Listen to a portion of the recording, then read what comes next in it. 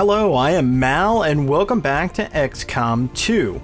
Okay, so I wanted to let you know that this first season, I'm actually going to end with this episode. No, Mal, don't do it. No, I'm going to, and let me explain why. We're going to go through a couple different things in this episode. I'm going to kind of use this as sort of a combination of a wrap-up video for the first season, but also sort of the what have I learned, and I've actually learned quite a bit. So let me show you what I mean. Okay, so I have two saves. This is the current campaign, and then here's the one that I've been playing by myself. So obviously I recorded quite a bit in a row in the first campaign. So I was able to apply a lot of the feedback that I got from people and ideas. Plus I was able to practice a lot of things on my own, which I have in this other campaign, and it's sort of vastly different. So let me start by showing you this real quick. Okay, so in this private campaign, things look a little bit different than in the campaign I've been sharing with you guys. First off, while the Avatar project is right here, I'm feeling pretty comfortable. I've already done a black site mission in Western US and handled that, and I'm going to make a new contact here, which I'll be one step closer to some facilities in this area, and then I also have I'm very close to being able to go after a facility down here. So I'm not really in the least bit worried about the Avatar project. In terms of research, I did magnetic weapons, I think, right off the bat. And as a matter of fact, I got magnetic weapons so quickly, and it didn't click for me. I was like, all right, I got magnetic weapons, and I went to build them, and I'm like, I have no alloys. So yeah, just things you kind of learn as you go along. It's like I got it accomplished very, very quickly, but then didn't even have the alloys to build it. So what did I learn? Well, that's one thing. Make sure you have the requisite, maybe sure you've got the requisite materials. Really, guys, can you do your banter later? I'm trying to talk to the people here. Trying to talk to the people. The other thing that went really well in my private campaign is I was able to take far less wounds. And as you can see, I pretty much, other than a couple of people that are shaken, I don't have any injuries, and I have much higher rank soldiers. Like I was able to get some up to captain. So I've got squad size 2. Matter of fact, let's go to guerrilla tactics school here. New combat tactics. So I have, let's see. Yeah, I got squad size 1 and 2, and then I was thinking about getting lightning strike, plus 3 mobility. I probably will, and I'll probably keep playing this campaign on my own. It's good practice. Plus it's fun to kind of explore stuff, but I don't really want to go too far without you guys. So our research is progressing as expected, Commander. So let's see, access archives. So we've researched a lot of things that I didn't get to before. Like I said, I got magnetic weapons right off the bat. I got Gauss weapons, so I've got the upgrade for the sniper rifles. Most of the autopsies are done. I've also researched 2 datapad decryptions. This is one of the things, perfect example of feedback that I got from you guys. I was like, what do you do with these things? And you're like, oh, well, you research them and it unlocks intel for you. So that was extremely helpful. One of the biggest, actually, the biggest error I made in the campaign, and the reason why I've decided to end it, and I kind of wanted to end it on a high note. We went and we captured, we got our capture back. We were able to rescue Clutch, so we kind of ended it on I'm hoping on a high note. But probably the biggest reason is because it's not very fun knowing that it'll be very, it's like pushing a boulder up the side of the mountain, because in the current campaign, right, and we'll go look at that in just a second, the Avatar project is already over here, and yes, I know you've got time, even once it's maxed out, like 23 days or whatever, I understand that, but it's just not fun for me. It's like nothing was optimal. The biggest mistake I made early on was not having resources to expand my reach. Okay, so in terms of trying to be helpful to other players, do not blow your intel. Like, look how much intel I'm sitting on right now. Like, I'm like very healthy in supplies, and I've got 4 engineers and 3 scientists, and I've got, I've built like all kinds of things. I'm not going to talk about what I've built because I don't really want to spoil it, but I've done very, very well in this private campaign, and I've lost, I think, 1 soldier. I think I did have 1 soldier die, but overall it's gone really, really well, and it's because I had a better understanding of the mechanics, and with the advice from you guys from season 1 and all the comments, I got to incorporate a lot of that, and it made a big difference, as you can see. All right, so let's go take a look at the current campaign, which is this one. Yes, okay. Let's take a look at that and just kind of contrast the differences here. And I'll talk about how I'm going to set up campaigns as I go forward. Okay, so let's take a look here. So now here, I've got basically no resources. Avatar Project is about to be maxed out. Yes, I can hit this black site. And then there's a facility here, so we can go down 2. As you can see here, there's 2 dots, and then you get a couple from the black site as well. But if we look at our soldier situation, which I'm going to do right now, it's vastly different, okay? So these campaigns are very close time-wise, okay? Very close in terms of the number of missions I've done. But in this one, I have like 16 soldiers. The highest rank is sergeant. Whereas in the other campaign, I just did the black site. So they're like maybe a mission apart from each other. I just did my first black site, and I had a captain that went on that mission. And then the other one was promoted during it. So I now have 2 captains on that roster. So significantly higher level soldiers, and just overall, I have a better understanding of what's going on. So to continue this campaign seems a little foolish, because I don't know if I've got the tools in the bag to really address this thing long term. I think not. Especially on when you're playing on legend difficulty, there's absolutely no room. There is, in my opinion, no room for error. So you really can't screw up a mission. You can't do what I did, which was make a huge mistake and spend all your intel at the beginning. I mean, that was just, I didn't know. And that's no, I'm not, that's just fact. I didn't know what I was doing. So, what I'm gonna do moving into season 2, which I plan to start either today or tomorrow, I will start on season 2. There are a couple different things. One, I probably will use a few mods. There's some cosmetic ones that look interesting. I'm definitely going to use the Long War Studios SMG mod. That's pretty cool, and it's useful on certain maps like retaliation missions for the extra mobility. Plus, I just like SMGs. I miss it from, I miss having that class of weapons available from Long War. So I'm going to go ahead and incorporate that. I will, of course, bring in the leader pack again, because I like that quite a bit. I think I'm going to add the buffer Muton leader guy. I probably will add him, the Centurion. Let's see what else. I'm looking at some other mods too. Like there's one where when you're in concealment as a team, the timer doesn't start, so you can kind of sneak around and look at the map, and you can sort of choose your first engagement, which I think is kind of cool.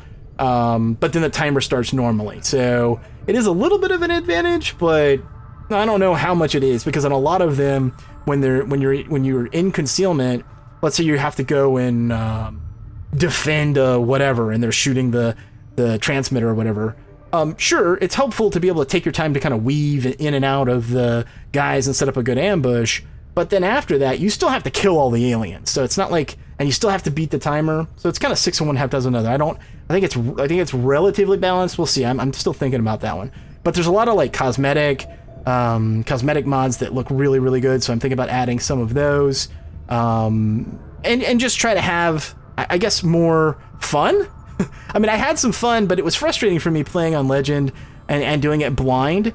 And I want to get through a complete playthrough with you guys. Like this, in this private game, I can certainly do it. No, in the private game that I showed you, I can do it. Yeah, no problem. But in an effort to share the experience with you guys, I think I'll stop playing the private campaign. I'll start season 2, and I'll probably start season 2 on Commander, which I hope you're not disappointed by, because I mean, for me, it's so that I can experiment, and for sure, well, I don't want to say for sure, I'm not that cocky. After having my clock cleaned a little bit on Legend difficulty, I'm not going to be all cocky about it. That's always bad form with XCOM anyway. Don't ever act like you got it all down, because XCOM will punish you. But I'm going to start the second campaign, I'm pretty sure on Commander, with a few mods, but I want to be careful not to grab some that are overpowered or whatever, just just something to kind of spice it up a little bit and to make it fun. So if you've got some ideas on mods that you think might add some fun to the campaign, then let me know. And then I also wanted to talk to you a little bit about how these are going to work in terms of the soldiers. So what's going to happen is, and I've got a Google Drive set up with the lists, okay, with the character pools. And so you can access that by going to the description of the video and clicking on that, and it'll take you to the Google Drive. You can download the files yourself, and there'll be 2. Why 2? Well, here's why. Because I've got sort of these ongoing, what I call iconic characters, and let me give you an example. Here you go. So here's Bruno, aka Vanguard. Now, Bruno, or some version of this character, has been with me literally for years. Long-term subscriber and fellow YouTuber, and this is a character that I want to have a decent chance, not guaranteed, but I want to have a decent chance of this character showing up in every campaign. So what I will do is, when I start my new campaign, let me show you how this is going to work. I want to be upfront with people because I'm getting a lot of questions about when's my soldier going to show up, and so I want to make sure people understand how I'm going to do it. Let me go back out to the main screen here. Okay, so in the character pool, you can see it's currently empty. Now, when I start season 2, what I'm going to do is I'm going to import character, and you can see I've got 2 lists. I've got Mal's character pool, February 13th of 2016, and that's everybody that I've added so far, including what I refer to as the iconic characters. And then I've got a second list that's just the iconic characters. These are people that have been with me a long time. They're all subscriber characters, many of which have been through both my Long War Season 1 and Season 2. So you're talking about hundreds of hours of these soldiers being with me. They're near and dear to my heart. So I will grab all of them. Yep. Select all.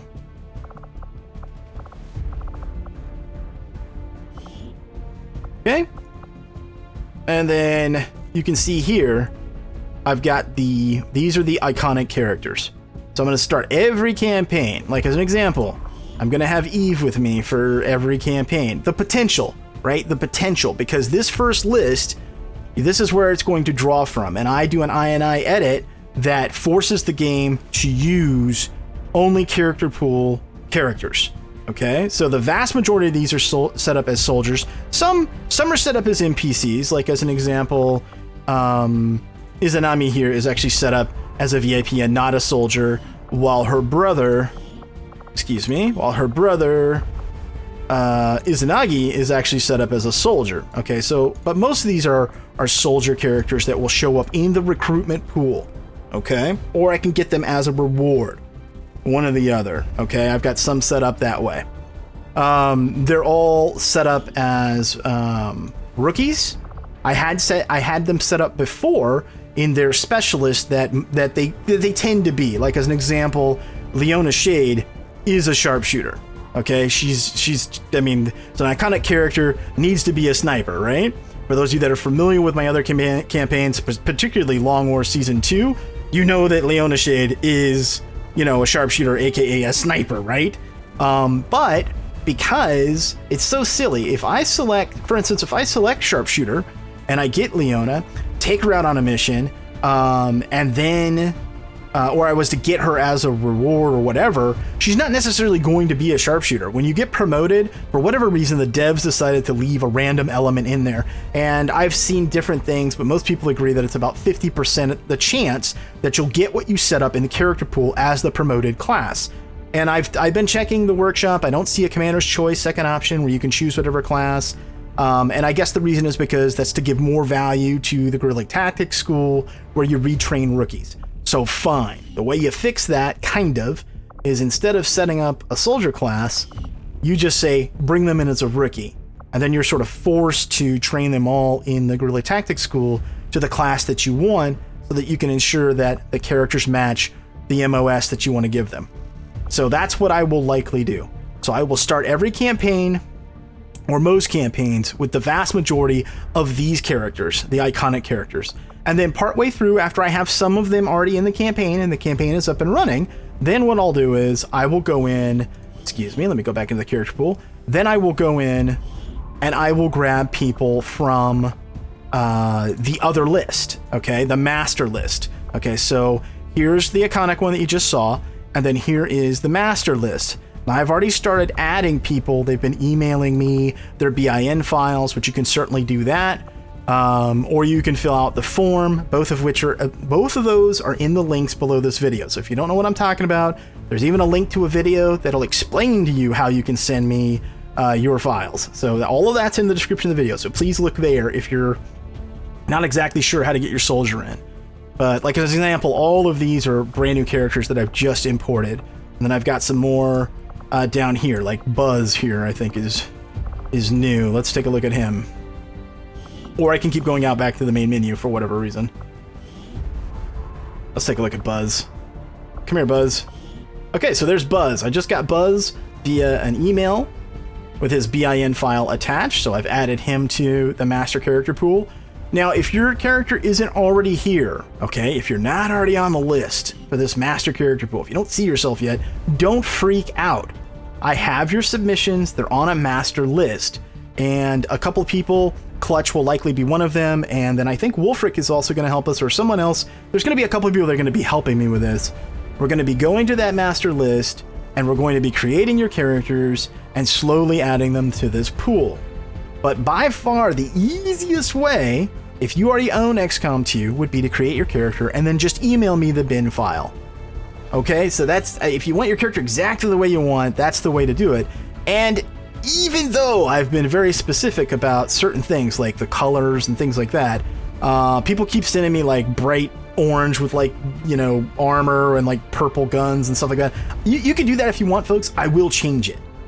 Because again, I want it to have a tactical look and feel. I don't care if you have purple hair, and I don't care, like right here, Buzz has got a monocle, and he's got a tattoo that looks pretty cool, and overall, this character looks pretty badass. I like it. I like it a lot. However, when he was sent in, he had that armor, okay? Which looks cool, don't get me wrong, but I'm not going to have any characters with that color scheme because it doesn't match the rest of the team. So I did make a quick change, just changed it like that, and then Buzz was good to go. But if you want to help me out a little bit, and I would greatly appreciate it, then try to stick to the color schemes that the rest of the team has, which means main armor is going to be, you know, something like this, like 95 or 96, and then secondary color, one of the lighter grays so that it mixes up. A lot of times for the gun, I'll use 6 so that the camo patterns and things show up. But if you want, like if Buzz here wanted a mohawk, a purple mohawk or whatever, I wouldn't care. Want the tattoos, whatever. I just want the gear and the weapons to sort of match the rest of the team. And I hope that makes sense to you guys. Okay, so what else? I think that's it. In terms of other things that I learned through my private play, plus your comments, really had to do with character builds. And I'm going to go into that in more detail, I think, in a separate video. As I feel more comfortable with the game, I'm going to manufacture some... manufacture, that's kind of a weird word. I'm going to create, a much better word. I'm going to create some little mini guides to discuss different aspects of the game. Because I find when I create guides, not only going through that process and making all the notes and thinking about things helps my gameplay, but I think the guides are helpful to other people. So I'm going to do that as well, so you can look for those. I've been getting questions about the Soldier Dossier videos where we kind of tell the story of what happened to some of the iconic characters from XCOM Long War. And am I going to continue to make those Soldier Dossier videos? The answer is yes, but they are very time consuming, so I'll be putting those out, you know, maybe a smattering of those at a time over an extended period of time. So be looking for those. There will be more Soldier Dossiers, so you guys seem to like it, and I do enjoy creating them, but again, they're super time intensive, so I can only make, you know, maybe 1 a week or 2 a week at the most. But XCOM 2 will be an ongoing game on the channel. Consider it sort of an anchor game, and I hope that you've enjoyed the XCOM 2 that we've kind of shared together on the channel so far, and that you continue to support the XCOM 2 Let's Plays with your views and your comments, and hopefully with your likes. So if you enjoyed this one, consider hitting that thumbs up. Thank you so much for watching, and until next time, I am Mal, and I will see you commanders later.